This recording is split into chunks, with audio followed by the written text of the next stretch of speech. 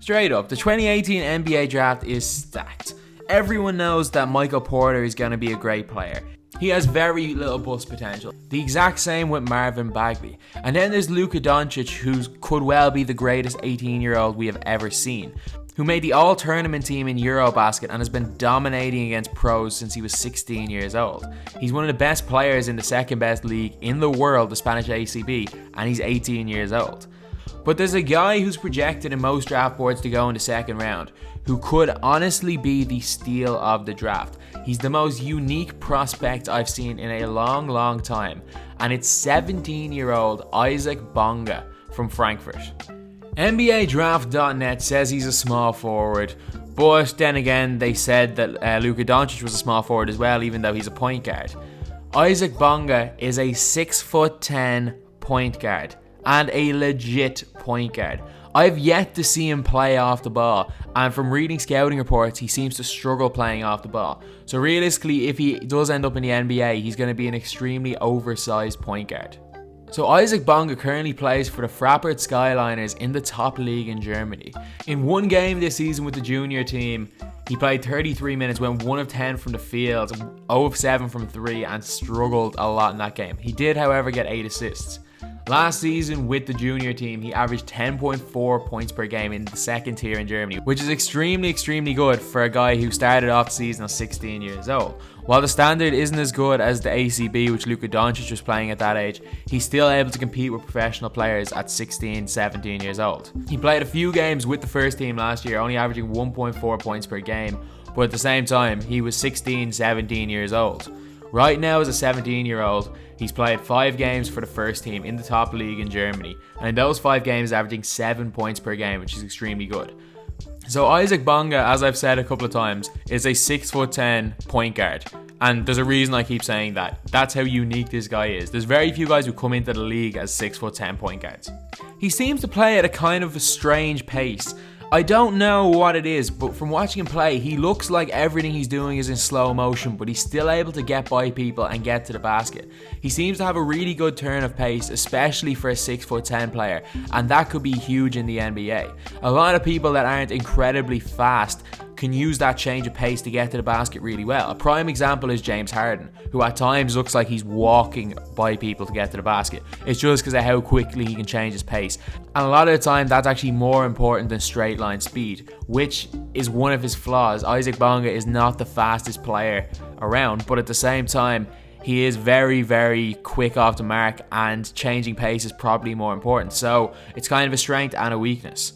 He's an unbelievable passer, and at 6'10" can see the floor really well. He's great at making skip passes, getting passes into the shooter's hands, but at the same time, he does like to go for the spectacular. He often drives just to get assists, and he does like to throw spectacular passes, and for that reason, he has a really poor assist to turnover ratio. This season in the top league in Germany, he's averaging 2.6 assists per game, but at the same time is averaging 2.6 turnovers per game. So he has a 1-to-1 ratio, which is very poor, especially for a pass-first point guard. Defensively, he's actually quite good. He's good at getting steals, he's great at getting the passing lane. He's a good shot blocker, he's versatile, he works hard on that end of the floor. And while he seems to excel on that end of the floor in Europe, it's going to be hard to tell how he will be against the elite athletes in the NBA, but I think at least he's going to be a competent defender in the NBA. His shooting is something he struggles with right now. Last year he shot 68% from the line. This year he's 19 of 19 and hasn't missed, so he seems to improve his free throw percentage. He's struggled from 3 for his career. Last year shot only 24% from 3, but actually this season for the main team is currently shooting 50%, even though in his one game with the second team he went 0 of 7. So I don't know what his shot's like. From reading a lot of scouting reports and just watching him work out, he seems to be a knockdown shooter in drills, and then as soon as it comes to a game he seems to struggle. While mechanically his jump shot looks not too bad, a lot of the time he doesn't fully extend his elbow, which could have a negative effect on the shot. He also shoots straight up and straight down, meaning that there'll be a lot more tension in the shoulders, and also as he gets more tired he's going to struggle to get the distance on his jump shot. And also, he does have quite a slow release. He dips the ball very, very slowly. And while I would always encourage people to dip the ball for rhythm, he does this very slowly, meaning that he can be contested an awful lot by defenders. But I think if he can speed up his release and put a bit of a sway into his jump shot, that he will shoot a much, much higher percentage, even from the further NBA three-point line. So Isaac Bonga is one of the most intriguing NBA prospects we've seen in years. He's a legit 6'10" point guard who struggles off the ball, so if he goes to the league, he will be playing at that position. He struggles with his shooting right now, but he's still young and his mechanics aren't that bad. A few small tweaks and I think he definitely will be able to shoot the ball at the NBA level. And the thing is, this guy is 17 years old. He's an extremely smart basketball player for 17. He has extremely high basketball IQ. And I honestly think that if he goes to the NBA, the worst he's going to be is a Kyle Anderson type player. And if you're picking somewhere in the 40s and you can draft a Kyle Anderson type player, you're doing well. If you can draft any player that can contribute at all in the NBA in the 40s, it's really good. And an awful lot of players drafted in the second round end up not even playing in the NBA. But the thing is, with Isaac Bonga, he honestly has superstar potential. While he's a completely different player to Giannis Antetokounmpo and not as athletic as Ben Simmons, he seems to read the game almost as well as some of these guys do. He seems to pass the ball extremely well. He seems to have that knack for passing. While I wouldn't say he's got Lonzo Ball good passing or even Ben Simmons good passing, he does seem to have that knack, and he is a lot younger than these guys. At 17 years old, it's rare to see a passer this good, and this guy's doing this against professional players. While they're not the standard of NBA players, they probably are the standard of a lot of college players, and he is still doing well. He's very turnover prone, and again, his shot does struggle a little bit. He's not the best shooter, so it's going to be hard to see how his game translates into the NBA, and you never know, he could just end up in the D League. He could end up as a Sean Livingston type player. He could end up as a Kyle Anderson. Or best case scenario, this guy could be a superstar. He's a legit 6'10" point guard. It's not like Ben Simmons, who's 6'10", plays the three but is a ball handler like LeBron James or like Giannis Antetokounmpo. This guy is solely a point guard, is a great defender, is versatile. And if everything goes right in his career, he ends up in the right situation and he develops his game like he could possibly do, he could honestly be an all-star, and he's going to be a second round pick. So for that reason, I think this guy could be the steal of the 2018 NBA draft.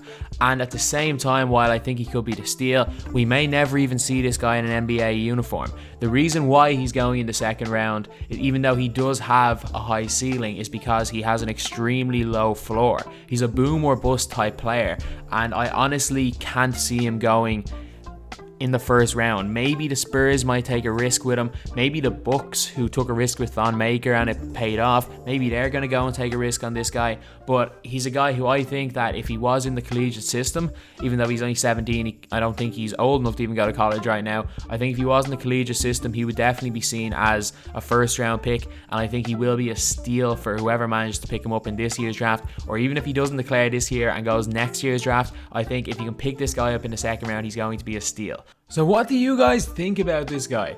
From watching highlights, if you guys have seen him before, what's your opinions on him? Honestly, my opinions are probably a little bit higher than a lot of people's are, because I am a little bit biased towards European players. I'm going to be honest. A lot of people mentioned in the comment section, I'm going to be honest, I am a little bit biased towards European players. But I genuinely do think that this guy has extremely high ceiling, and I think his potential is unbelievable. If he can work on getting quicker, if he can work on his jump, because as you guys can see, he very rarely plays above the rim. So I want you guys to leave in the comments what you think, and if there's any other people you want me to make a video on. If there's any other prospects you think that I haven't covered, if you think there's any other prospects for next year's draft that you think could be massive steals, I will do a little bit of research, and if I think that any of them are worthy to make a video on, I will. Obviously, I was researching for potential steals and found this guy, and I think this guy genuinely could be a steal. If there's any more that you can think of, please leave in the comments, because a lot of the time, a lot of these videos, people are pointing stuff out to me, then I do a little bit of research and I make the videos. So a lot of the time, players can kind of go under the radar. I might have a look at them. A lot of people might know who they are, just like the Zanan Musa video I did. So if there's any players you think are going to be steals in this draft, or just any players you want me to make videos on just in general, please leave it in the comments, because I'm trying to focus more and more on this channel right now, because on my main channel, which is my gaming channel, NBA 2K18 is kind of dead. So, well, my team anyway. So I'm going to focus a lot more on this channel over the next few weeks anyway, until that picks up. So if you guys have any ideas for videos, please leave it in the comments. So anyway, that's the video. Thanks for watching. Please like, comment, and subscribe.